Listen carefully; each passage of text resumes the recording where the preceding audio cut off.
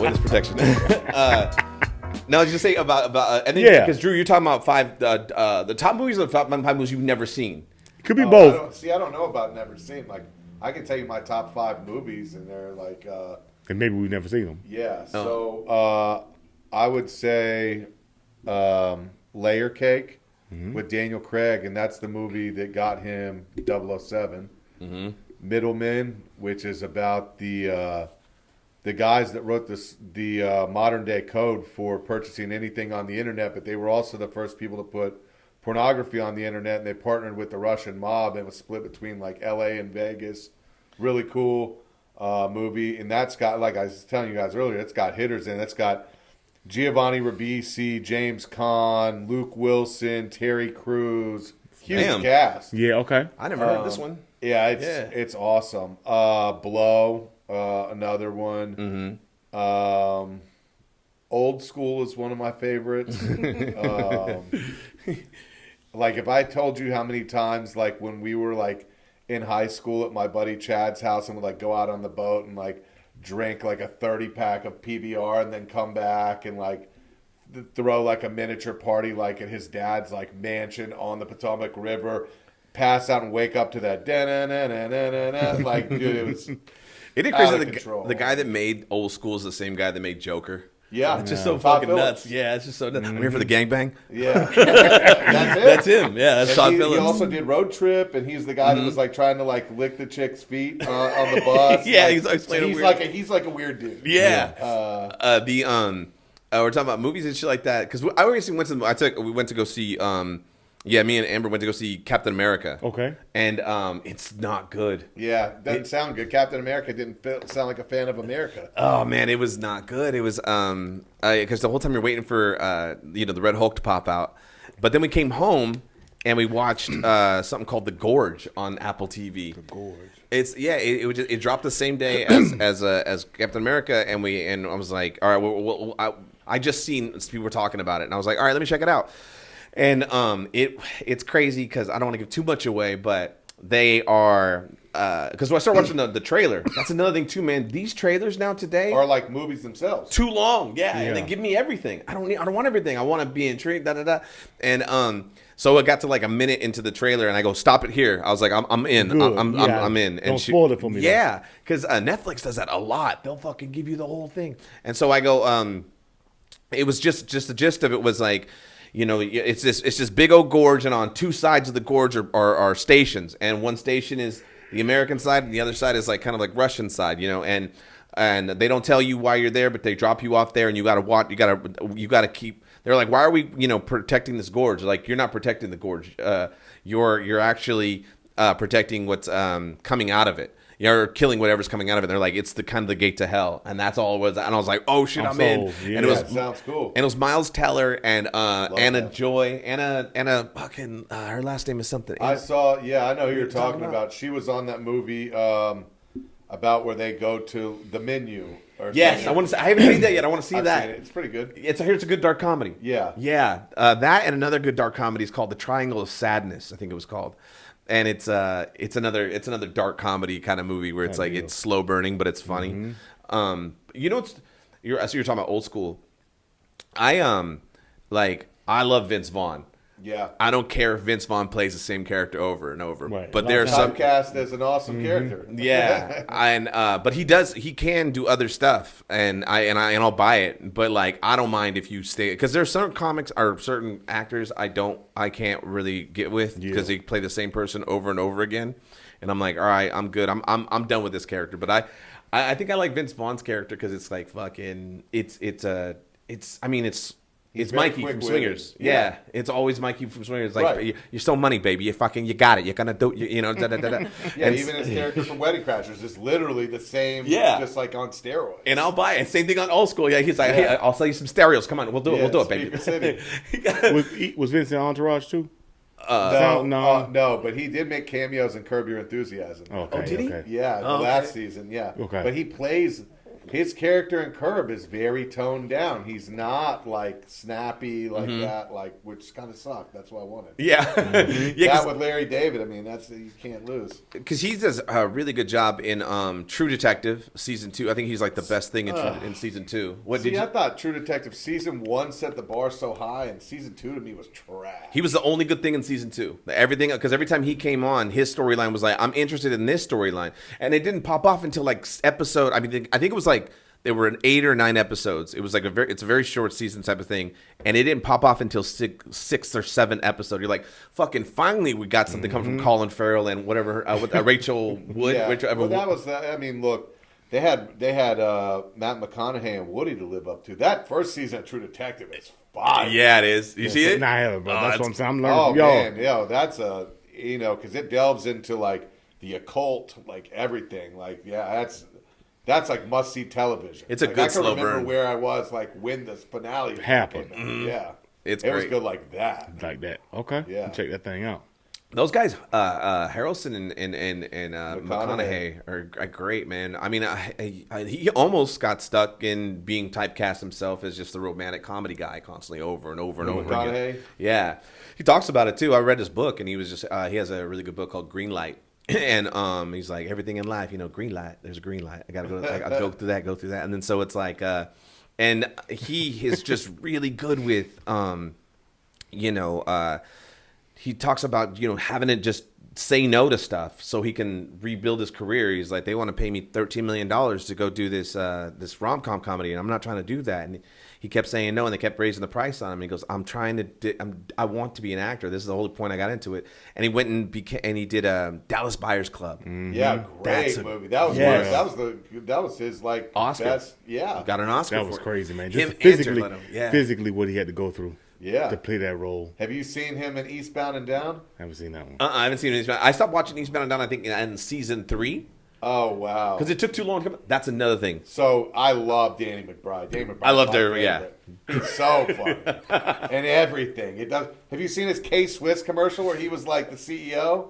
Oh my gosh, bro! Danny McBride is like the biggest legend. He's dude of everything, and he produces horror movies too. Does he? He did, yeah, bro. All the new Halloweens that came out recently, he produced those. Oh, that's right. I did see his name on it, and I was like, what the fuck? So that to me makes him even cooler. And he's from like 30 miles south of where I'm from. He's from Fredericksburg, Okay. Virginia. Yeah. Yeah, he's fucking hilarious. Oh, he's so funny. That confidence level, it cracks me the fuck Another up. level. Bro, so McConaughey is a scout for the Rangers in season 3 or 4 of Eastbound. And he is hilarious. Like, dude, it is. Eastbound's like must watch. I think I stopped watching when they went to Mexico. They went to Mexico and he That was a picture of season Mexico. 2. Okay, Mexican picture. And then the next season, I think I just watched a little bit, and that was it. Well, I don't. You know what? I didn't, because that's what I was gonna say. The seasons take so long to come out now. Well, because Yeah. and so I was like, especially on HBO. Like, it's not like, hey, we're gonna be back in September. It's like Right. whenever we'll get to it. And then he goes off and does other projects that I'll start to fuck with. Like Vice Principals was hella funny. So funny. That's so funny.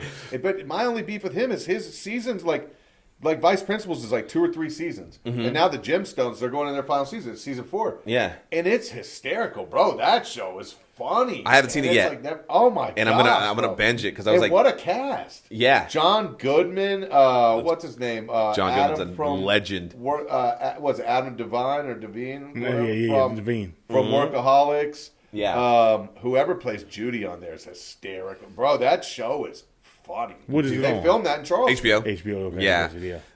They filmed that in Charleston, like right where my buddies live, and so like there's like an abandoned mall, like that, like whatever. And they film a lot of it. That's their mega church. Yeah, Dude, that's another. We're talking about like also we're talking about good actors, like even like Woody Harrelson. I feel like Woody Harrelson he's been in some bang. and John Goodman are like they are fucking Classics. They're like, and I don't think they've ever gotten Oscars. I don't know if they ever gotten Oscar nods. I'm not too sure. I don't know. But those guys are like fucking Staples. Dude, they are so good at every role. Every time they're in something, it doesn't matter what. If the movie is shitty, it's like we know what we're gonna get from this guy. Correct. And it's not even gonna it's not gonna be the same character where this guy is gonna fuck it. He did a movie was I'm gonna lose the Harrelson name. was Larry Flint, right?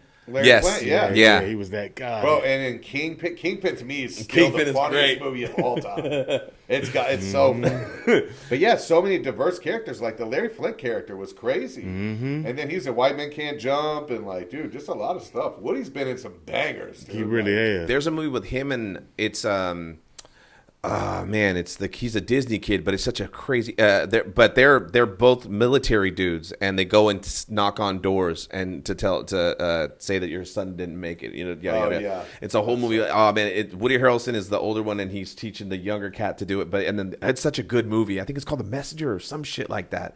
But the kid that was in it. That's with them is Alpha Dog. You ever see Alpha Dog? Alpha Dog I have. With Timberlake? Yeah. Yeah. Where they basically go, yeah. But he was the brother that That's was all based on, junkied That's based out. on true story. Yeah, I know. That was in California. Crazy. Yeah. Did you finish your top 5? No. So I don't even beyond those 3, like I mean, I'm like I would consider myself somewhat of a movie buff. And I agree. Show buff, but like I don't know. I mean, it's like I watch The Sopranos 4 times a year. You know what I mean? Like I don't, so I don't know what other movies. I mean, those 3, probably the original Halloween from '79, and man, it's tough. Maybe Top Gun. Okay. Because Top Gun is like, I mean, dude, like I saw the new one with my dad, and my dad loved the new one too. Which I mean, dude, my dad, flew Chinooks and was in the Army for 23 years, all this stuff. So he likes those types of movies, and so for him to be like, dude, that one was as good as the first one when the first one came out, because he saw the first one in theaters. You know what I mean? And I remember when we went to go see that one, the newest one in theaters, which has Miles Teller, which Miles Teller to me is one of the best actors out now. I think most of these guys are pussies, but he's cool, and like you can tell he seems like a real dude. And yeah, man, I remember me and my dad were at the movie theaters for the new Top Gun, and you could feel the seats rattling when they had those jets firing up and stuff. It was badass. The new one, I liked the new one. I was like, because I didn't like the first one. I see the first one, but I didn't see it as a kid. I saw it later as an adult, and I was like, man, fuck this movie, because I was like, the movie takes places in two different spots most of the time, and it's either in an airplane or in a classroom about airplanes, and I'm like, man. Come on now. I was like, I just want to get out of this. I don't want to be in. And then I was like, but I watched it later, and for me, but then I seen the second one. I was like, this is fucking dope. And even because of the Legacy sequel, I was like, I could appreciate what they did. Oh, they did reference the old school one. They did go to back to the Val Kilmer in there. Even though Val Kilmer was going through like real like cancer and stuff at the time. Like the fact they had him in that was badass. And even the reference to the volleyball scene, they did it too. They updated it too. Funny. I guess like behind the scenes, they were all like, everyone was working out and everyone was fucking getting super super fit. And I think they did like they did a take before that, and they were like, nah, then they got even better shape and redid it all over again. That's funny. Yeah, I mean, those guys are jacked. Yeah, I always was intrigued by that, like the physical training, like you talk about. What's the guy McConaughey for Dallas Buyers Club, or like Brad Pitt when he did. Or vice versa, the gaining weight, the losing weight, like Will Smith, Muhammad Ali. Like, how did they get into just the physical? Well, I mean, dude, they got the studio's funding, like. Hey, you know what? We're going to have your trainer live with you, follow you around. You're going to work out these amount of times. Nutritionist. You're going to have all your meals handled. All you got to do is show up and do what you're supposed to do. Got you. Yeah. They literally. Pretty much that's what it is. Dialed in. Yeah. Just a scientific street hack type of shit. All right, so give me your top 5. I'll go last. Fuck. Oh, man. And I'm asking this as somebody, because I know y'all are movie buffs. Like some of this shit I was kind of quiet on. I know the fuck y'all was talking about. But I know y'all are movie buffs. So like y'all are putting me on game. Yeah. Like I'm going to go home and watch some of this stuff, especially the shows. The seasons, what happens is, man, like I know I'm going to get hooked. And I'm like, fuck, now I want to take a whole week off and watch this shit. I don't like to... like how do you do it? This Sopranos, did you really wait till next episode, or did you just did you wait till it was all done? Because like I know how I am. If I start watching, I want to watch everything. I don't want to dice it up week to week. I don't know. So you tell me. So I didn't watch Sopranos live like when I was in high school. It's probably like better that I didn't. I would have got moved up to New York, try to My brother came out of the room. That'd been your prerequisite for the rest of your education. It's so funny. My brother watched it like that too. He watched the whole thing, right? And he came out of the room like after like a day or three. He was like, "I want to be an earner right now." He said, "I'm trying to earn." It's like that. They say that The Sopranos is the greatest show of all time. And like, look, to me it is. I started watching it in college, and what I would do is like, because I went to Radford where it was cold, and so in the wintertime when it would snow and stuff, instead of like going, you'd have some of these dummies that are, they'd strap the little, fucking things to their shoes so they could walk in the snow to go to frat parties. For me, I was like, man, let's throw on The Sopranos. I'm gonna chill at the house, watch 2 episodes a night. And before you know it, bro, I finished it like real quick, in a month. Like, there's 6.5, 7 seasons, I think. Cause like 6 is there was, broken up. yeah, A and 6 B. is broken up in A. B. Well, they did that because I saw later on. Because if it had gone to 7, they would have had to pay them like separate residuals or something like that. Oh, shit. And so that's why they split it. But yeah, dude, like Tiffany gets annoyed with it because I watch it so much. Where do you have it? Because I would love to watch it. I mean, how do you got a disc? Oh, so I watch it. Streaming I just stream it, yeah, with HBO Max or whatever it is. And now. they have it. You can start from season 1 on. Yeah, Okay. and bro, when I tell you, it's the greatest show ever. Like all of the characters, and it's very authentic too. Like if you've ever been out to like Jersey and all, like, bro, that shit's authentic. Because I mean, I lived in New York, New Jersey, like 08 and all that. It's authentic, dude. My boy. I'm sorry. No, I just wondered who is it? I know obviously they can't. It's not a true life story, even though it is truthful. Everything that you're seeing there's truth to it. But it's like, who is it? What family is it based off of? So or what's the like American Gangster? Obviously based off Frank Lucas. Like, how is this whole thing? So they take different things from different things. So like there's like some stuff in there that like I'm obsessed with Bob, Mafia, right? all Like of it, right? who's Gotti, who's Gambino, Right. who's Big Paul? So like they take different things. Like if you watch, there's a show on Netflix right now called Get Gotti, and it's a 3-part series. But when you watch that, you'll say, oh shit, they did this to go get to infiltrate. Oh, they did that on Sopranos. So like when they snuck in to bug the lady's apartment to get Gotti. yeah, when you see one of the episodes of Sopranos where they like wait till they're all gone and they sneak in where they're the pest exterminators and all that, that's like you see like the parallels. But there's I can't think of the guy's name, but there's like a sports documentary about him, which is crazy. It's so awesome. So this guy, I know you're talking about he's Cleveland, something in Cleveland. no, it's in Connecticut. He bought Okay. his son, so he was and like Yes. he has It's on Netflix. he has a sign, yeah. He has a signed picture from James Gandolfini that says "To the real Tony Soprano, James Gandolfini." This guy he was like really like the waste management king, like of the entire Northeast. He bought his son because his son used to play hockey or something, and like wasn't gonna go on. He bought his son a team, like a minor league team, and they turned him in, bro. Like he would go in there, he'd be standing up in the rafters, he'd make a call to the locker room before the game, like 10 bands on the first thing, but when the puck drops, you drop your gloves, beat the shit out of this dude. Like, we're going to set the tone. Yeah. And, dude, like, he'd come down there in between periods. Here's your 10 bands and, like, all this. And, bro, they were selling out games. I got a T-shirt. I think they were called the Thrashers or something like that. Yes. Yeah. But it was when the NHL was about to go on strike. So they got a couple players from, like, the New Jersey Devils, a couple people like that. And, bro, they would just go beat the shit out of people and all this. And, like, it was crazy. They went from, like, 2 people in the stands to like selling out, like all this, and that's a great documentary. I have to think of the name of it. I'll look it up. It's on right Netflix. now. It's a whole bunch of same documentary. Netflix has like a 30 for 30, Yeah. but it's for Netflix, and they also have one about the girl Mike Tyson. They call it girl Mike Tyson, but she beats all the bitches' asses and makes a gang of money here in Vegas. Her, and then there's another one too. That series. They even have the one with the guy that had a fake girlfriend. He got catfish. Yeah, whatchamacallit, The San Diego Charger. Yeah, what's his name? Tail. Mateo. Mateo. All right, on Nicky with In Clutch. So this is called. It's Netflix documentary Untold Crime and Penalties. It's about the Danbury Trashers. Yeah. And they're called the Trashers because he ran the waste management. Dude, it was so That is good. crazy. I gotta check that out. It was incredible. Like it was like that dude was really like Tony. But like, yeah, I mean, there's just so There's many bits things. and pieces they take. Yeah. So what they do a lot of times on these shows, like Sons of Anarchy had a guy that was he was like a former like head of like Hell's Angels, and they brought him on as a consultant. And like even in Sopranos, like they like when what's the other guy from Swingers? The main guy. Favreau. John Favreau. Yeah. So in Sopranos, John Favreau is directing a movie within The Sopranos, and they hire Christopher. They want to bring him on as a consultant because he's mobbed up. So, Christopher. He hate him. Christopher fucking. He said Adriana all the time. It's all fucking. Yeah. He talks all up in here. Yeah. Mike Imperioli. Yeah, no, she has never seen any of the Sopranos, and Nikki hasn't because I brought my wife because I was trying to get my wife to watch it. I was like, "Yo, you gotta watch," because I'm always referencing it. I was like, "You don't remember that part?" I was like, "Oh, you didn't see it because it's like such a good show." Correct. And she got up to like season 3, and she was like, I just can't do it. And I'm like, because we're in a mob shit too. That was like you said too, bringing on consultants.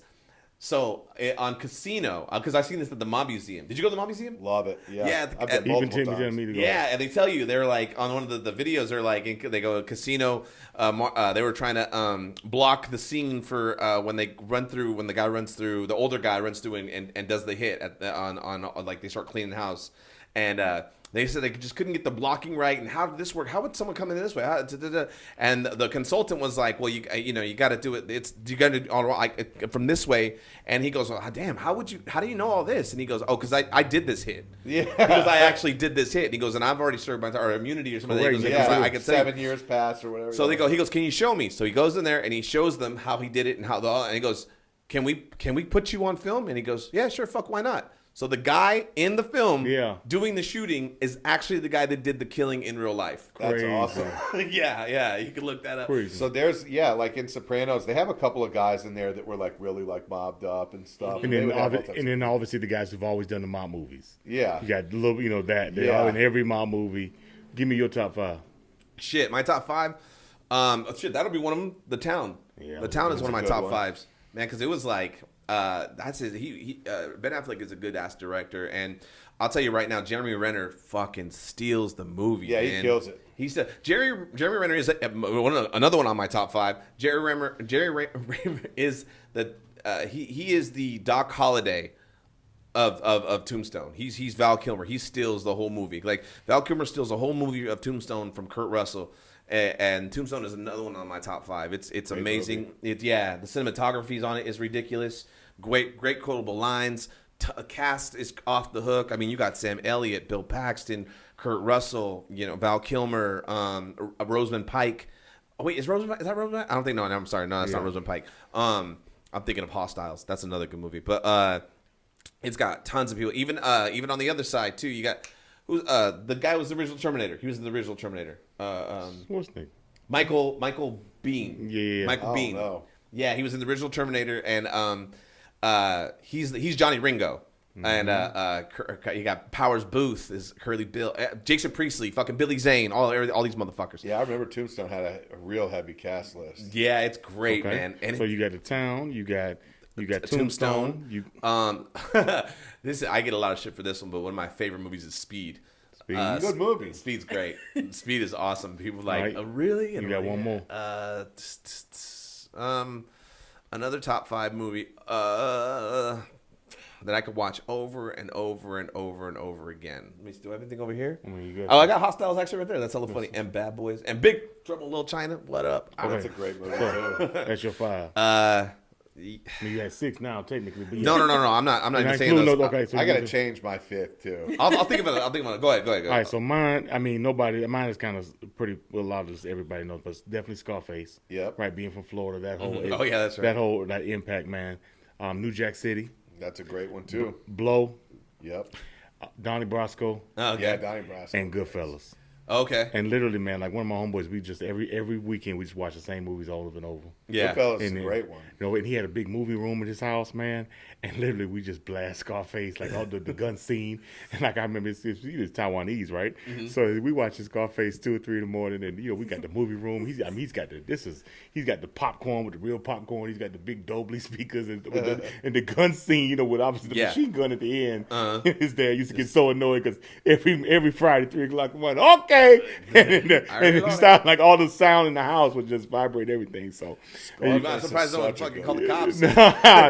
cops. Yeah. Scarface has just had such a cultural impact, I Yeah. feel like, for our generation. Correct. And like even now, it's like it crosses so many generations Yeah. and stuff just because, Yeah. like, with the money. And 100%. everything. Yeah. 100%. It's really an American dream story, love story, as much as Yeah. it is a drug dealing story. But nah, man, a lot of that stuff was crazy. But yeah, I feel like that. Donnie Brasco, So you like Al Pacino. I love Pacino. I love Pacino. But I like things like we go back to that daddy gumbo, trying to find things to raise you. I just like, obviously I'm big on loyalty, brotherhood, and all that type of stuff. And I just kind of, a lot of those movies are sad movies. Yeah. Where New Jack City, am I my brother's keeper, and all that stuff. And then What about The Godfather? Yes, but I just like it's a little slow for me. There's a lot of great codes in there, I think, but you got to almost have to pick which Godfather you like. Right. Like which one applies the most. But anyway, yeah, I feel like it's one of those things I just kind of like steal these bits and pieces, and I'm big on a lot of that stuff. And a lot of those movies, obviously, people got betrayed, fucked over, whatever the case may be. Yeah. But yeah, I mean, I just feel like another one. If you gave me a 6, I probably would say Bronx Tale. If you gave me a 6, if you gave me like a 6-man coming off the bench, That's a it'd great probably one, be too. good. But I'm just like going back to like learning. Now you can leave. Yeah, that shit was so hard. Ooh, that was hard. That was hard. All the color, leave their That was faces. hard. Or that when you go back to the town, that act you were talking about. Remember when they go to things like, I need a favor. You can never ask me what it is. Yeah. You can never talk about. Whose He's car like, we taking? that's it, man, yours. He said That's, Dougie. He said Dougie. Yeah, I love that. That's so really yeah, I don't know. That's kind of why those all kind of stuck with me. Yeah, New Jack City. I remember first seeing it because First scene is iconic, man. it was a trip, man. Because I was way too young to be watching. I was sneaking in the theater and watching it. I saw it in the theater. I was probably maybe I want to say 4th grade. What's 4th grade mean? 8 o'clock, eight or 9. Yeah. Was you what year? 83? I'm 82. Okay, so yeah, you probably 4th grade. Yeah, you probably 8 or 9 in that, man. That thing Yeah. was crazy. But the first scene, he's hanging from a fucking bridge. Yeah. Yeah, rockabye, baby. Drop that him. movie was fucking awesome. Yeah, I gotta See, change. you wouldn't want to be. I gotta change Top Gun to the original Ace Ventura. Oh, there's Yeah, I can't, yeah, bro. I still to this day, like, bro, I could watch that. It doesn't matter if I've seen it 10 times in a week. I could throw that on. That shit It's was the huge. funniest. That movie was ever. huge. That's so funny because man, he came out with after that. It was Bro, just Jim onslaught. Carrey. Bop, bop, the Jim Mask, Carrey's the man, Dumb and bro. Dumber, and it was just bop, bop, Yeah, liar- classics. Cable guy. Cable Guy. It all came Hilarious. out like within 4-year cluster, bop, bop, bop, bop, bop, bop, bop, and just hitters. But I will say, I don't think that the second Ace Ventura. Some people are like, "Oh, the second one's even funnier." Like, no, it is not. Like, that first one, everything about that to me is like the funniest movie. Like a ever. Ray Finkel. Yeah, Crazy. dude. One of my buddies, funny enough, he got a Ray Finkel jersey, and he got Dan Marino to sign it out here. And Dan Marino was like doing one of the autograph signs. He was like fucked up, and he signed it laces out, Chad. Dan Marino. It's so Right, that's funny. classic. Speaking of Ventura, right? We go back to the business, right? Before that movie, it was like hard times for Yeah. Jim Carrey. I mean, he was on In Living Color, but I mean, he wasn't Right. catching the breaks that other people Right. were catching. And so what he did, and I've done it, but he wrote himself out $1 million check. Oh, I yeah. saw that. Yeah, and if you go to my office next week, I'll show it to you. I got Yeah. it already there. But just those type of speaking that things into existence is so, well, no matter what you're Powerful. doing. Oh my God, totally. And then also what I love about Carrie is he also, he's got all the money now, but it's like, he has that quote, everybody should just be rich so they realize that that's not going to get it. So I think it's a blended approach of both, obviously setting goals and achieving them and manifesting them, but then also like, now he's got all the money. He's like, well, everybody should be rich so they know this ain't really shit. And he's never been, and again, like I go back to, I think Hollywood's full of like whiny pussies, right? I can't stand most. You never hear any political bullshit out of him. Now, when he was with Jenny McCarthy, he did go on and talk about like all the autism stuff and how they Correct. thinks that's linked to Big Pharma, which I'm sure it is. Yeah. And I thought that was cool though, because like he's like, man, I'm just making my money. I just want to make people laugh. Correct, I'm 100%. sure. And dude, that But Ace when I Ventura, do step out of something that I really care about, I'm Right. not stepping out every week about some shit. yeah. And dude, you know what else? Speaking of Jim Carrey, one of the most underrated movies and one of the craziest movies, because I feel like it applies more now than whatever. It's The Truman Show. Oh yeah, the Truman Show. Yeah. People were Yeah, walk watching. me through that. Truman Show. He lives in the Matrix. That's right. He lives in a bubble. He's in a Okay, And I guess. they control everything. Like it's I know. like, and then there's like a light that falls from the sky, and that's how he found out. Like, Yeah. oh, dude, that movie is incredible. Yeah, that's a good one. I haven't seen it in a while. But yeah, that's my top 5, man. And I mean, I have lived this top 5. Like I'll give y'all some shit, right? You talk about. So back in the day, my first LLC, that I first started when I got in business 2023. You already, what was guess the name? I was just gonna be like, No, guess the name of it. I was thinking, CMG. No, well, that's the second funny story I got. Oh, so shit. my first funny story, my first LLC that I ever created, 21 years old, getting ready to go to start a chicken business, Montana Real Estate Company. That's No when way. he goes and says, "Make who Yeah. I make the check out to that Scarface." The CMB story. So the name of my chicken restaurant was called Chicken Now. Well, that was what it was called. Yeah, We yeah. had 56 locations, 3 in Vegas at the time. So my Vegas stores, for like a little morale booster for the employees, and all my cars at that time, I had Florida plates and they had CNB, CNB chicken. So instead of CMB Cash Money Chicken Now, CNB, and so CNB 1, CNB 2, and so that's one awesome. Christmas I made CNB sweaters, Oh, shit. red and black, and everybody had CNB. So like you go to the food court, there's 30 people, CNB. So That's some, great. some people got it. Some people got it. And they're like, "What y'all selling? Chicken or dope? Like what is going on in this motherfucker?" I remember having. This is the thing Yeah. too about the. and about, then not to cut you off, but we would do little stuff like just morale stuff, and I would say CMB, and then my employees would write back, "We all we got." Am I Go my ahead. brother's keeper? Yes, I am. And here's your 2-piece. It's a trip though. Like we're talking about, like Yeah. to stay on the subject of New Jack City. Back in those days too. I hate doing the back in the day shit, but like they like the soundtrack of the Oh, my movie God. was. I remember having that on tape. right. I remember having New Jack City on tape, and Ice-T had a dope ass Mm-hmm. shit on it too. But it was so good. It still holds up today. Like even Oh my if God, you you show watch people it? that shit, they're like the violence in it still Correct. holds up. Oh, The hell whole yeah. the whole narrative still holds up. It's Totally. like, oh shit. And that was based on a true story too. I forgot which brothers in New York that did that, but that was based on a true story. And I don't know if it was called the Carter or whatever, but there was a project built in New York. I believe it was in Harlem, if I'm not mistaken, where they shut down the whole project and literally made it that. I don't know. I want to say, and there's some Carter reference or something. It might be it, but anyway, that's based on a true story. It's a trip, man. Yeah, Crazy. What? And I'm trying to think of other drug movies or hood movies and shit like that. I mean, obviously, your American Gangster, you got whatchamacallit, Gangster, yeah. Sugar Hill. I like Sugar Hill, man. Hill A was lot of people don't know about deep. Sugar Hill. Hill was deep. That's a cold ass scene when they're at the That boxing is. match, and Oh, that he's was like, super "Oh, cool. you think I'm alone?" Yeah, I'll there take you it." go. that was some shit, man. And even some of the West Coast joints have been super hard. I mean, I like Straight Outta Compton. I mean, on the recent one, Yeah, what didn't you like about it?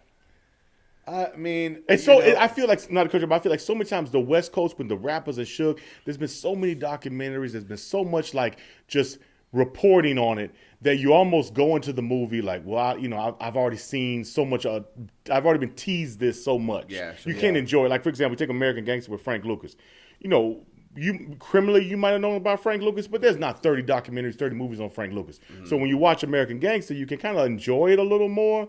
Because it's not like Go for the Suge, ride. Pac, Biggie, all this thrown at you. I don't know. But what do you like? I like the movies about hustling. You know what I mean? Like, so to me, Straight Outta Outta Compton? Compton, it's like I already know the story of NWA, dude. Okay. I No, that's don't what I'm know. saying. That's That's what I'm like- saying. Is that you've seen it. Yeah, it's like Yeah. it's like there's not enough substance there for me. Like, you know what? If you really want to get down to it, then why don't we talk about the fucking Eazy-E situation? Like, I'd love to know what really happened to Easy.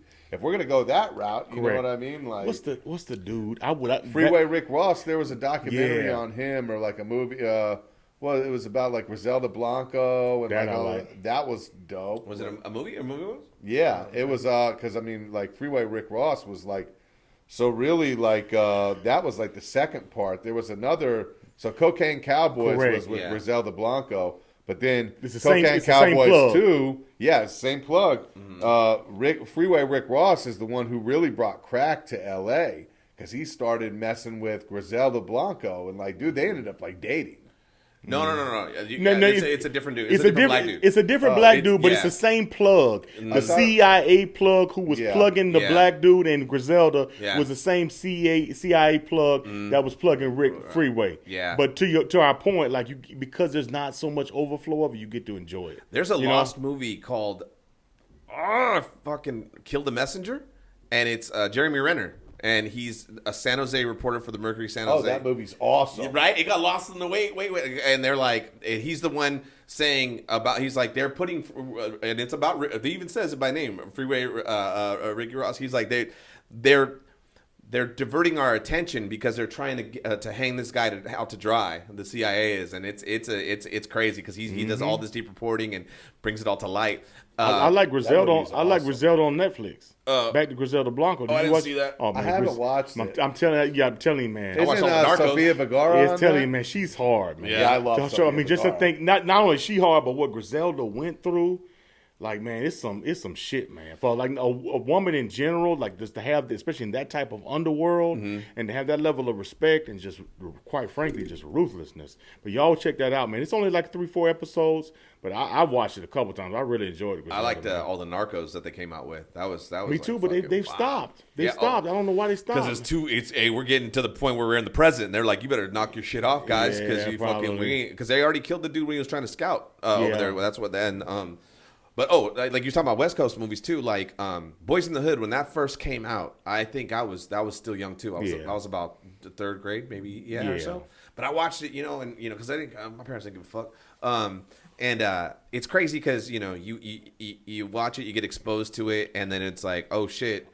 It's real, and it's like, oh, Ricky, everyone knows. I mean, I'm not spoiling anything, but Ricky dies and shit like that. But the one that came after it, which was Menace to Society, was Great so movie. fucking mind blowing. Yeah, because it was like, because at that point, I'm a little older now, and then I'm starting to realize, like, oh shit, like I live in a bad neighborhood. Like I recognize all these type of apartment complexes that look the fucking same. Like, oh shit, I live in a project. Because in Boys in the Hood, it's still a neighborhood. It's still houses. Yeah, it's still different houses, but then it takes it to another. I was like, oh shit, and then Did Singleton make both of them? No. Who was the producer for Hughes Brothers. Hughes Brothers? The Hughes Brothers did it because they did that, and that was one where Tupac got in a fight with him because he was supposed to be, I think, MC8's character. I'm not too sure. But yeah, man. I remember because I used to live in Society was awesome. I used to live in because I lived in a neighborhood where we were there for like 3 or 4 years, and within that 3 or 4 years, we did a count. There was like 20 deaths, 20 murders, and they were all kids under 18. Crazy. Wow. And so it was like, I started realizing like, oh shit, I'm not in the best environments. Menace to Society would be West Coast though, wasn't Yeah, it? Oh, no, yeah, yeah, for 100%. sure. it was, Yeah, and Oh, the yeah. South Central was another Correct. one, the movie that came out Yeah. with OG Bobby Johnson. What Yeah. about this movie? This movie gave me anxiety, but do you remember Kids? Yes, yeah. Oh, bro. Yeah. Kids fucked me up Yeah, it in was a 6th dope grade. one. dude. Dope. So we talk about like with some of these movies, right? Obviously the crack Epidemic. epidemic, but just the effect on it. So I got a funny story. My aunt, she's God bless her soul. She's 77. She's bipolar. She's funny as hell. She's in a nursing home now. I just give you a taste of just her personality, and I'll tell you the funny story. So if you call my aunt right now, and you say, hey, her name is Madeline. Hey, Aunt Mad, what's going on? Oh, what's going on, baby? And you say, hey, Aunt Mad, how's your roommate doing? Because she has a roommate. She said, oh, that bitch over there laying over there half dead. She's that type of person. And then, oh, Auntie, how you doing? How the fuck you think I'm doing? I'm in a nursing home, motherfucker. You in Vegas? You the high road? So she's that type of person. If you just whatever. So long story short, she has a younger brother who's my uncle, whose name is Reggie. And obviously he was this dude used to work for the Medellin cartel. He would cut the coke. He was, just another level drug dealer. So long story short, but obviously got high on his own supply and eventually became, he's in jail now. But obviously his demise, the way it started, was because of crack. So my aunt tells the funny story. She says, so she walks through all of his drug dealing, his basically progress or digress, whatever you want to call it. So her personality, she says, well, he started out on marijuana. When he was selling weed, all he wanted was just some sweets and just some brownies, and he was so sweet and he was so funny. Started selling cocaine. Motherfucker got a canary yellow Mercedes. He wearing $4,000-$5,000 Italian suits. He's wearing all these gaiters and loafers. Say, but when that motherfucker got on crack, he lost his teeth. He beat my ass. He beat my mama's ass. And so she just walks us through. Yeah. But to your point, to the Menace to Society, that's what the epidemic did to those communities. Yeah. Right? Like, that's part of what you saw was a That's huge what they- majority was because of crack. So there was a instance like we got so used to it that it kind of like so me and my mom, we finally got a car. And she comes home from her. She finally got a job. She was getting her life right together because my mom, she was out there. Yeah. And so my dad was out there too. And so we're coming like she's like we're gonna go eat because you get paid. That's the big thing, when you get paid, it's like we get to eat whatever we want Correct. for this day. It's an event, Right? So it's like we get in the car and we're pulling out of the driveway, and it just like in Menace Society, all the apartments look the same, and there's like these little they're not really alleys, but they're just walkways through. Exactly. And they always shooting out there, Always shooting dice, dice, yeah. always shooting dice, and then so. We could hear him arguing. We could hear him yelling. But you don't know whether it's yelling or not because it's like we're black people, Mexican people, we're all fucking loud. So it's always the same type of tempo. But then all of a sudden you could hear like, hey, it's getting a little violent. And then so we look over, and apparently I guess the dude snatched all the money and fucking ran off. And then the other guys they were like, oh, we got to get him. But they on one side of the apartment complex, and then the guys are on the other side of the apartment complex towards us. So they're shooting at him, and they're running down each, right. trying to catch him. Pop, pop. And I look at my mom and I'm like, back up, because the way they're running, we're gonna get in the crossfire at one point because we're at the end and he's gonna run across the bridge over the creek, and they're gonna turn diagonal, and we're gonna be in the line of fire. And I was like, reverse, and my mom reverses, and then we just watch them all in front of us too, bah, bah, bah, bah, bah, bah, bah, just like how I thought it was gonna happen. And then she puts it in drive, and then we start going. She was like, "So what do you guys want? Did you guys want Sizzler or did you want McDonald's?" And I was like, I was like, "Yeah." I go Sizzler, and then I thought about it, and I go, "We just saw that," and I go, "Mom, we got to get out of here." I go, we're getting way too comfortable and too used to this, and so Correct. like, Fuck the Sizzler. yeah, Let's get the U-Haul van. yeah, let's go to U-Haul. Yeah, it For was the record, Sizzler used to crack. It was all day cracking. long. That All was in the the event. 80s and 90s, Sizzler was different than what it is now. I know a couple places still, I believe, still got them. Like, well, They yeah, do? yeah, Like like that? they're still Orlando open. still has hit, some. yeah, hit and miss, but they're on point. Me and my buddy Yeah. just talked about that. That's There's something funny. about that. Look, the buffet needs to make the comeback, dude. Even all the casinos trying to do away with it. Why? Dude, I love That's crazy. And you know what? Tourists love it. That's we go back to what we were talking about the other day. Yeah. Vegas got to fucking fall back in on. line, bro. Yeah, 100%. Enough of the bullshit. Totally. Stop. Literally. We want the buffet back. Yeah. Correct. hell yeah. Correct. And I'm gonna tell you, you travel like even if you just go to Mexico, they've taken advantage of the bullshit. Like, all right, just come to Cancun, come to Cabo. All inclusive. All inclusive. We'll do Yeah. what Vegas used to do. And obviously their prices have gone up. Right. But like for the point, like, bro, we just might want to go to buffet tomorrow. I don't want to go to Cancun to Right. to I have may what, want to have what I can have right on the 2 miles Chinese away. and Mexican at the same time. Correct. With some crab legs. Yeah. You know what I'm saying? Yeah, man. I'm trying to think of another West Coast movie too, because you were talking. Because I even like the East Coast movie though. New Jersey Drive was another Great good movie. one. Yeah, That's that was a another good good one. one. That was That's a good real one. shit. Camden, New Jersey is Yeah. no joke. No joke. Yeah, AI, Dewan Wagner, all that. You Well, know, bro, and they crazy. talk. So it's funny because the crossover in Sopranos, like you got stuff going on from Camden and the hood and stuff, and it shows how, it shows how the mob would work with different sectors, like if it's the hood or whether it's like politicians or Yeah. anything. It's, so good. Paid in Full. Paid in Full is so basically that's Harlem. That's Okay. based on a true story about a guy named Alpo, who was basically played by Cameron, and with the other Cameron's guy, fucking awesome. and then the guy Mitch in the movie was a true story about a drug dealer named Rich Porter. But that's a true story in the 80s, man. Obviously, Dame Dash produced that and put all those people in there. Norrie's in there. Mackay Pfeiffer's in there. Yeah, Wood Harris, Yeah, right? Wood Harris is in there. But that's another one. It's another. Thank you for reminding me. Yeah. But that's like a 6. You know, like because there's so much message in it, right? Especially in the minority communities, being flashy. Yeah. You know, like brotherhood, disloyalty, all that type of stuff, man. So yeah, that's another 6 man coming up. Wood to Harris is in everything. He is. He plays- He's in Creed. He's in. He's in Remember the Titans. Yeah, it's true. Do you remember I Got the Hookup? I Got the The Hookup, Master Master P P. was a all good the one. movies Yeah. and That's shit. a good one. Yeah, all those. Yeah, just from a hustle standpoint, like his distribution deal, just his mindset on it was crazy. And they were saying Master P was like, even I think AJ Johnson was talking about that too. Like he goes, that man's a hustler, man. He make all his money. He takes care of everybody really nicely too. They're like, you can never say nothing bad, and no one does bad mouth Master P. Yeah. Snoop they're- even talked about that. Yeah, I was about to say that. Remember time Snoop was on his dick, and he's like, "Man, I just need like $5,000," and Mr. Master P gave him 100. Yeah. That's some Gave him other. 100 and a house. And Correct. yeah, like he I'm was in the house. like Stay here. like I need $5,000. No, you don't. This is what you really need. You need 100 bands. You yeah. right, you know the deal. Like we talk about money ain't real. Like you don't know what you need until you need it. Yeah. Yeah. But he's so used to dealing with Suge, coming from Suge, where it's like, you know, shit, gotta keep you on the hook. I'd rather take the 5, so this isn't a, predatory loan, or, now you don't own me, for $100,000. So like you kind of see why coming from death row, Yeah. but Because he was like, Speaking of Suge, did you guys see his interview with Michael Franchese yesterday? no, I didn't. So Michael Franchese, that's who I was talking about. So he was a former mob guy. He ended up. Or the.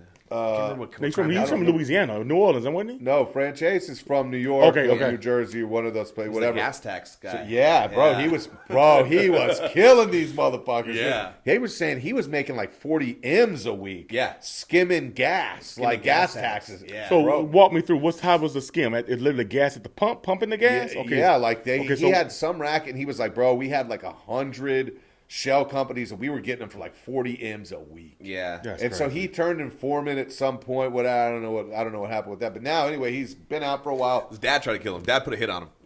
Did he? Yeah, his dad That's put a some hit on shit. him. Shit, I didn't know that. We were like, yeah. But dude, so he has his own podcast now. But he had Suge on there yesterday, and I sent you the thing where Diddy's attorney, who also repped Osama bin Laden back in the day, just dropped his ass.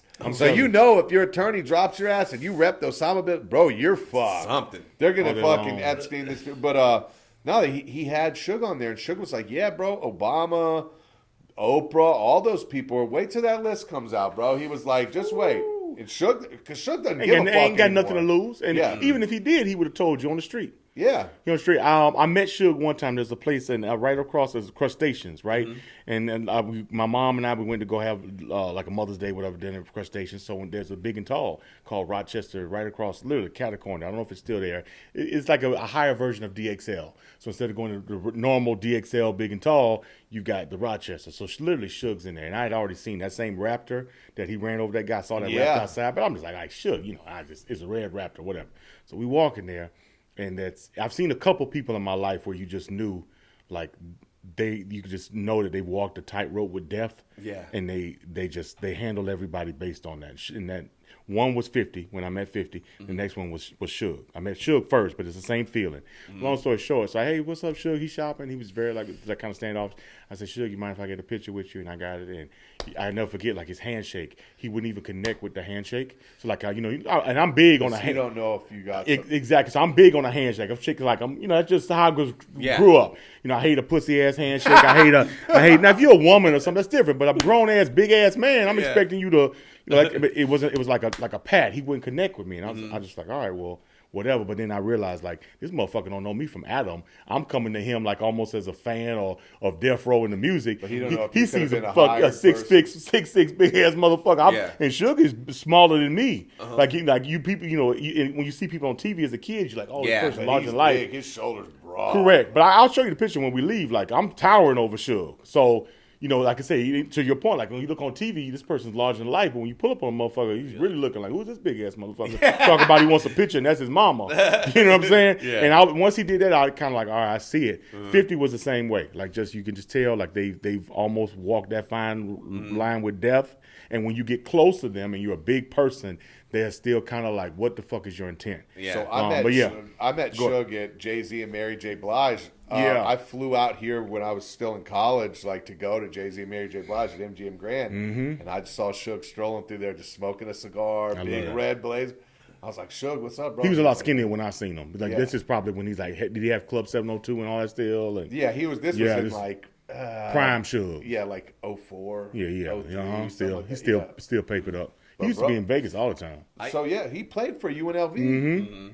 But dude, like like they say that they gave Eazy-E AIDS. Correct. And so that's Oh, why, that's- like, yeah. if you go to shake his hand, you don't know. Like, if you had something in between your fingers, you go slap that on his hand. And it's a needle. And Correct. So that's why I figured he So was I, on. so I know you don't like the movie, but in the movie, Straight Outta Compton, Easy comes to the house. They shake him down. They're basically trying to get Easy to sign the paperwork, and they didn't show the injecting Easy with AIDS, but he said, "Easy, don't make me change you." That's what they say in the movie Yeah. to kind of hint that pretty much that was the deal. Well, they even had like like Ice Cube's shit was Lethal Injection. Had that album come out after that. Like they knew, like Yeah. bro, like they.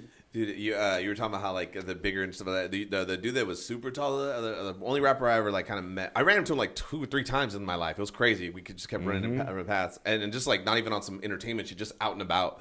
Was Method Man, and Oh, that's a cool one. yeah, this motherfucker's tall as fuck. And I was like, the first time was they were in Sacramento doing the Hard Knock Life tour.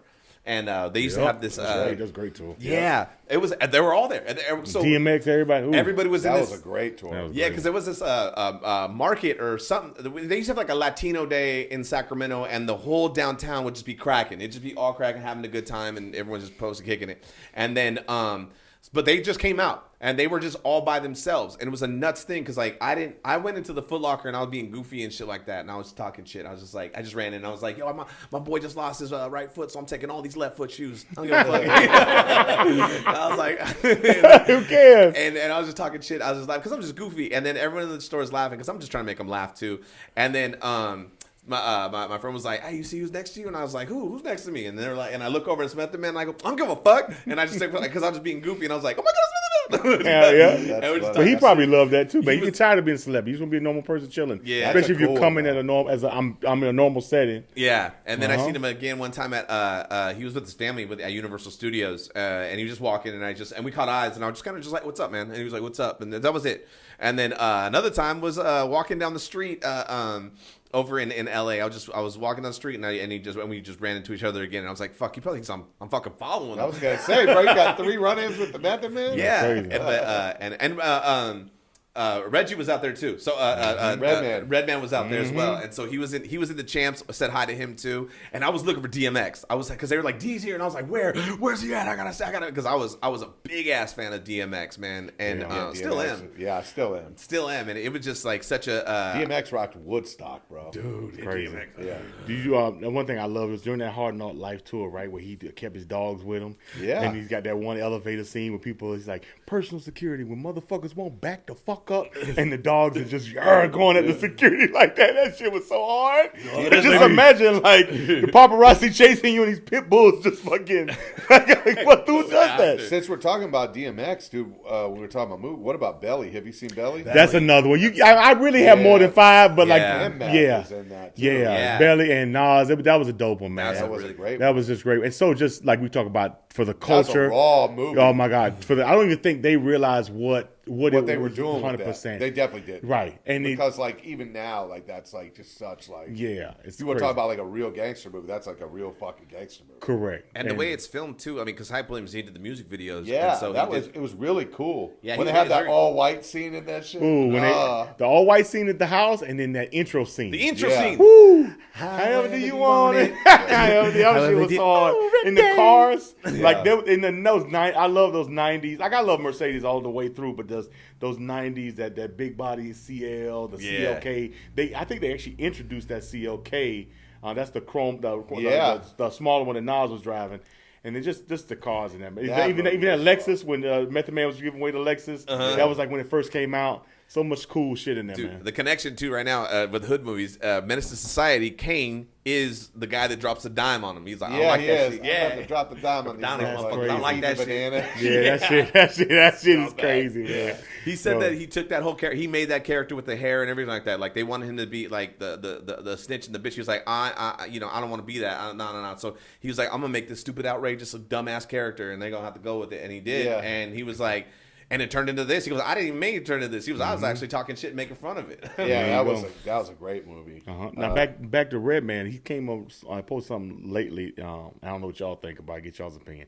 But he said being sober and celibate was the best thing that ever happened to him. He really went on this like pod or something lately and said that. I think he said for I think it was like a year or 2 years, he was completely sober and celibate, like Yeah. at the same time. Because like most people swap. Like okay, you might stop drinking, doing drugs, but you gonna get the hell out of some pussy, right? Or vice versa, right? Because most times it's coming at the same time. Let's Yeah. smoke, let's drink, and let's fuck, right? And so for him to kind of just go cold turkey on everything.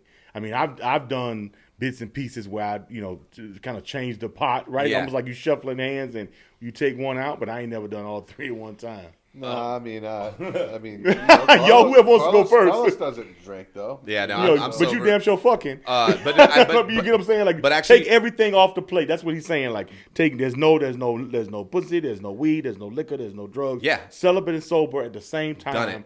Okay, yeah, done it. Because tell it's me. like, so well, they don't say when you go. It's nowhere in the book of Alcoholics Anonymous or Narcotics Anonymous that you shouldn't.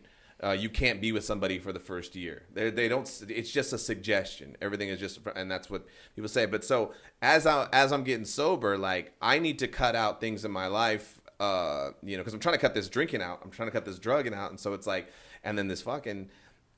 You start realizing you start not hanging out with the people that you were hanging out with, and then all of a sudden you start focusing on fixing yourself and the default settings that you have in your brain. So therefore, it's like you don't want to get into a relationship or you don't want to get involved with anybody because then you're still not stable as a person. So it's like if you break up with me now.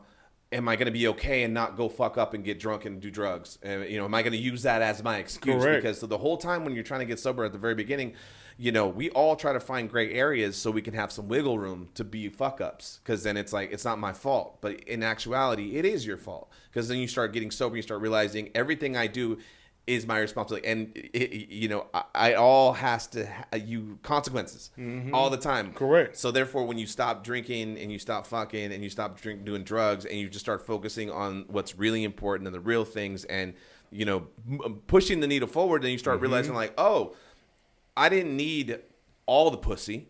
I didn't need all the drug. I actually needed, I only need these certain things in order to live. And I started realizing this when I getting sober, because I found God, and I know people that get upset about God, but don't even try. If you got a problem with God, God don't got a problem with you. And so I started realizing that God has already given me what I need and not what I want.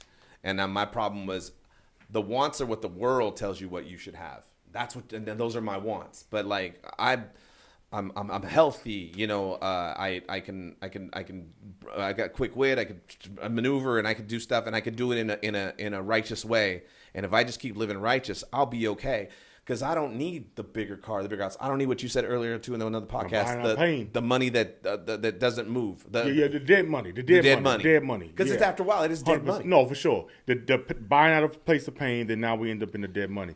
Now I got a question for you. And there's dead pussy too. A lot. Yeah. A lot of that. There's more of that. Hopefully not. That's a lot of. Well, when I say dead pussy, you can look at it a different way. Yeah. So you actually might be getting the physical aspect of the pussy, but what is that person bringing to the table? That's part. Right. When you think about you got your nut off, that's one conversation. Now part two is, besides the nut, what else can you do? And to add on to that point too, for like, because at that point, if you just fuck for the physical thing, it's emotion, but there's no emotion.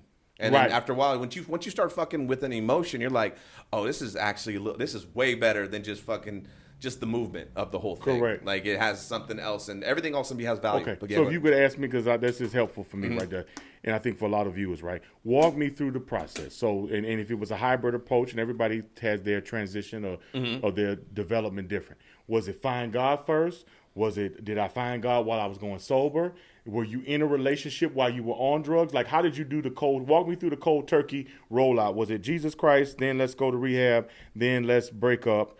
Was there a significant other who witnessed this whole thing? Because like sometimes you might be going through it, and to your point, motherfucker, we've been smoking, drinking, and fucking. You've been smiling the last 3 years. Now you done found Jesus, and you don't want. So like for that other person, that breakup is tough. Because like you made this decision to clean up, not this other person. Like I'm still trying to get fucking high. Like what you talking about, Carlos? You know what I'm saying? We go to church and then fuck. Like so it's tough for that other person to do it. So kind of walk me through your journey, like quickly. How did you break down the steps? Or so I was with this girl. I was with the girl that I've always wanted to be with ever since I was 12, and I finally got her when at this older age.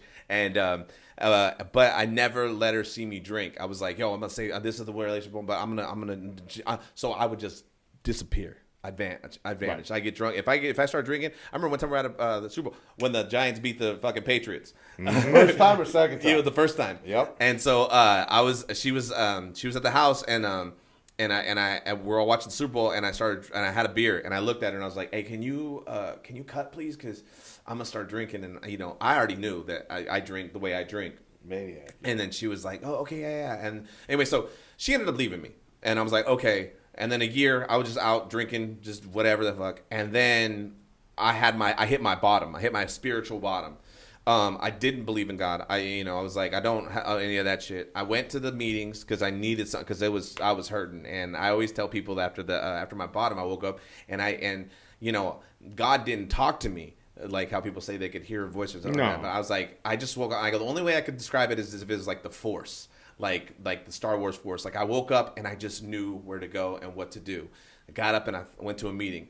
I went to the meeting, and then I was like, let me go to 90, because I heard something like you go 90 and 90 or 60 and 60, you know.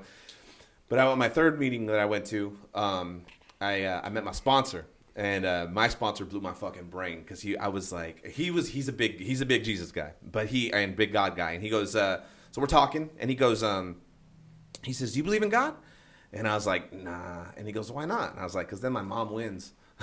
He was just like, really? Is that why? And it's like, yeah. He goes, you need to surrender to God, to Jesus Christ and God. And I was like, I don't know, man. He goes, like, what do you have a problem with? I go, that surrender word, man. He goes, why? And I goes, because I told him earlier too what my biggest fear is. He goes, it was failing.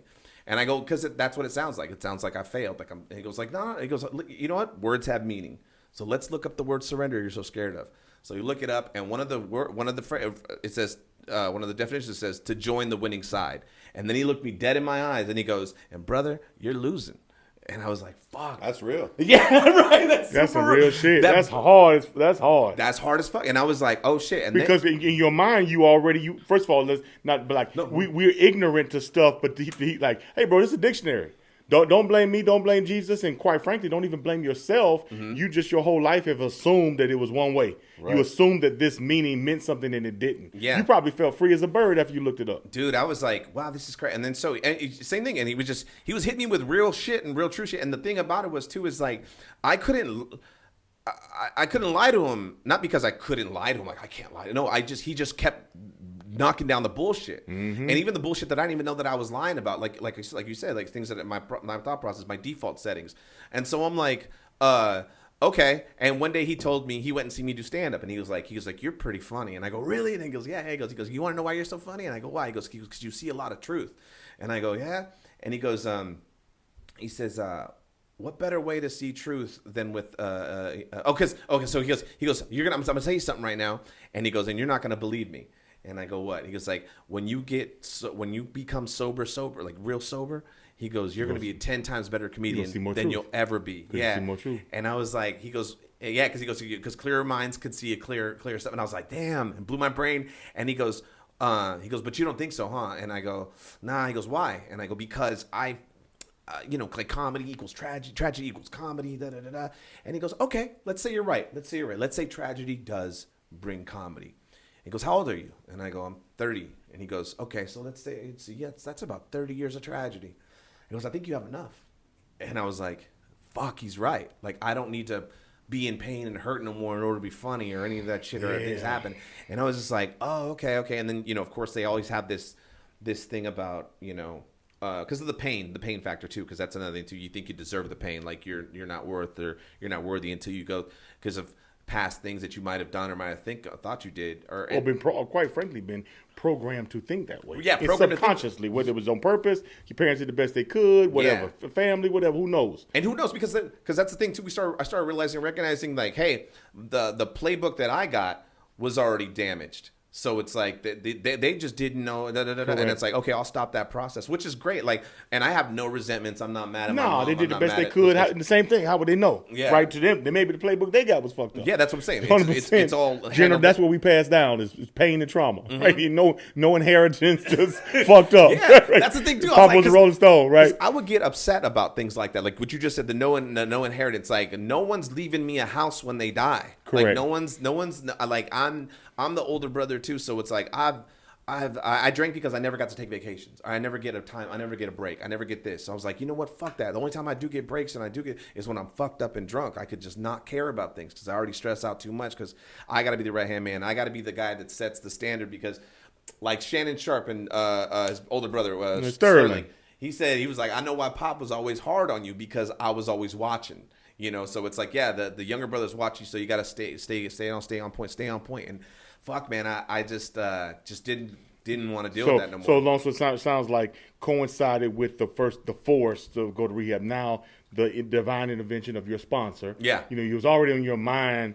Not necessarily God called you, but the force took you there. Then during the rehab process, you found God. Yeah. Through the help by way of this sponsor, this angel sent to you. Mm-hmm. Now walk me through the pussy. Oh, and then, I'm just saying.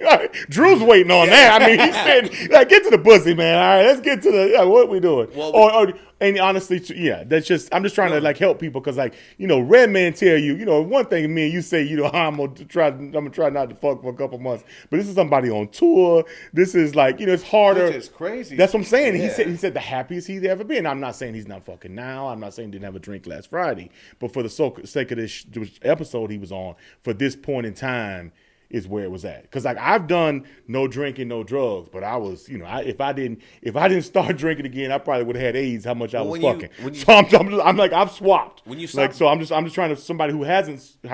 It's almost like a barter. How I bartered my cleanup. When you stop drinking, then you lose the friends that just always want to drink. All the, and the weed and the smoking friends too. Smoking right, friends, or whatever. Or drugs right, in general. No matter what, just you lose those friends, and what happens? Most of those friends, they there's fights or they owe you money because they got drunk, and you got those problems, and then you stop fucking with that, and then your focus shifts. Same thing with like after a while. Your focus shifts and you're living life. You're not drinking, so you're starting to facilitate that with other things and other healthy products and reading more better literature or being around the meetings or hanging out with your sponsor, and then you start realizing it's not just giving up pussy cold turkey and I can't have pussy and I'm thinking no, I'm not. After you start thinking about like, oh shit, I haven't been trying to pop at nobody for a while.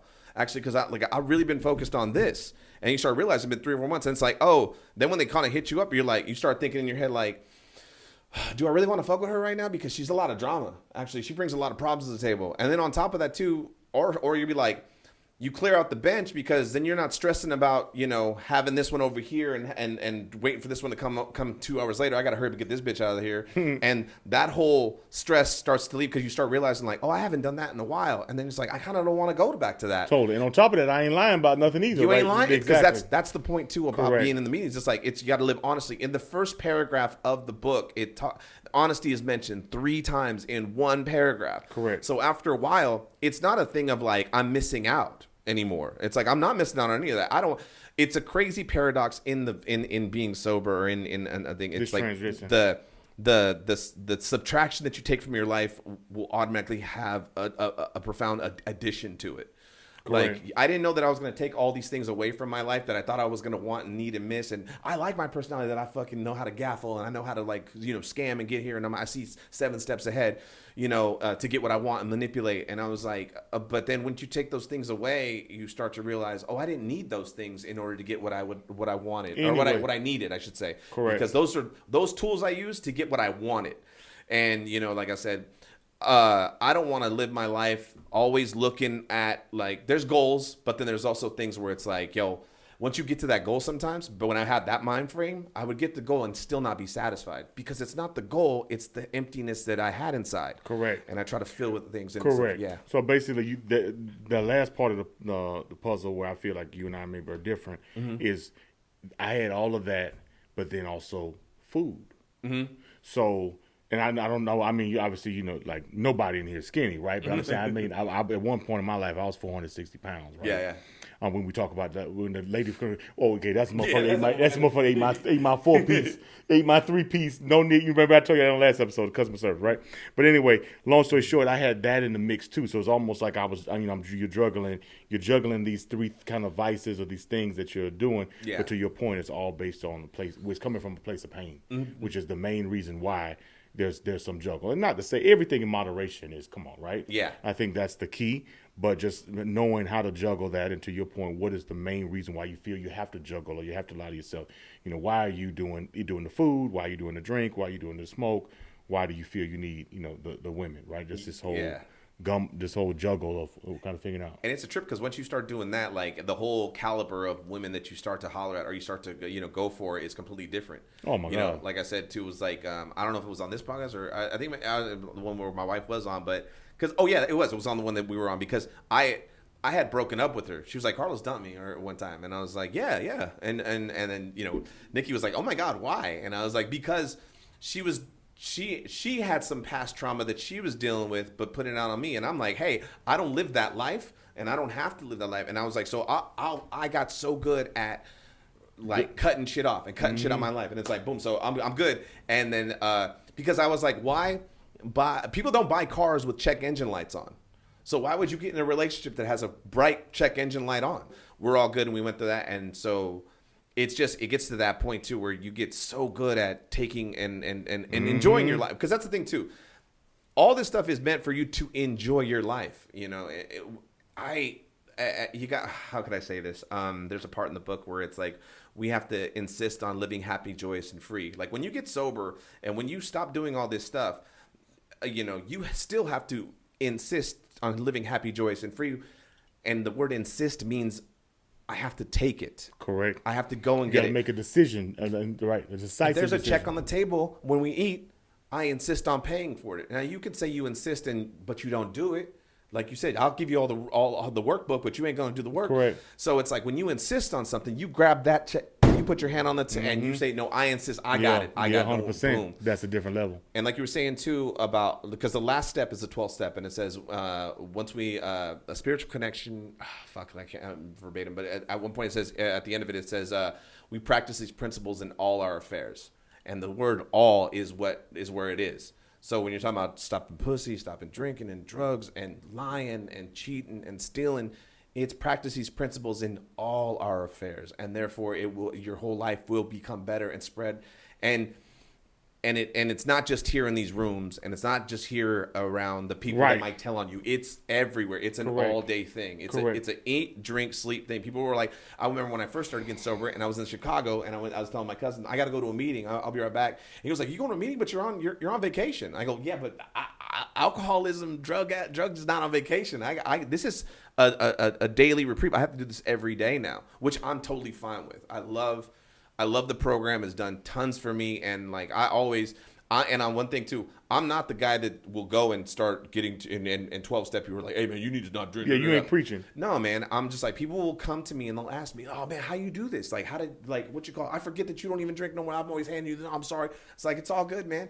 Now the last piece of the puzzle, like I told you, I had the food, and to a certain extent, I mean, obviously, this is not my day job or professional, but I've always loved comedy. I transfer a lot of pain on laughs.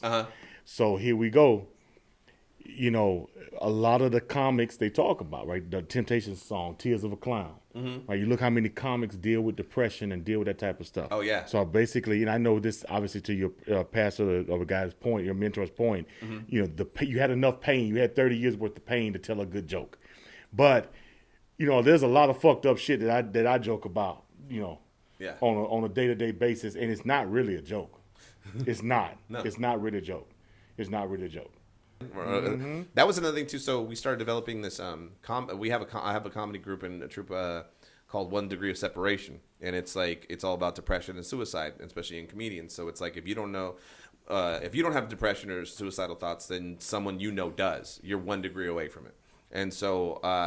The reason why it was kind of developed is because like Brad Bonner was another comic who's the founder, and he was like, He was like, did you watch the Rob Williams documentary? And I go, yeah. He goes, did you notice that they didn't talk about his sobriety or his problem with addiction at all? Yeah. In the whole thing, in the whole 4 hours. And I go, you're right, they didn't. And he goes, yeah. And he goes, I find that very odd. And he goes, so we're gonna start something. We're gonna talk about this. So that's what we do, and we do. And right now we're on all the military bases. I'm about to go to I think Camp Pendleton. That's awesome. See, Yeah. I love that That's you huge. do that. Yeah. I love that you do the USO stuff. I love that. I think that's really cool. When you talk about the depression shit, like depression and suicide. I've had bouts, and it's crazy because it's a thing because you're on such a big high.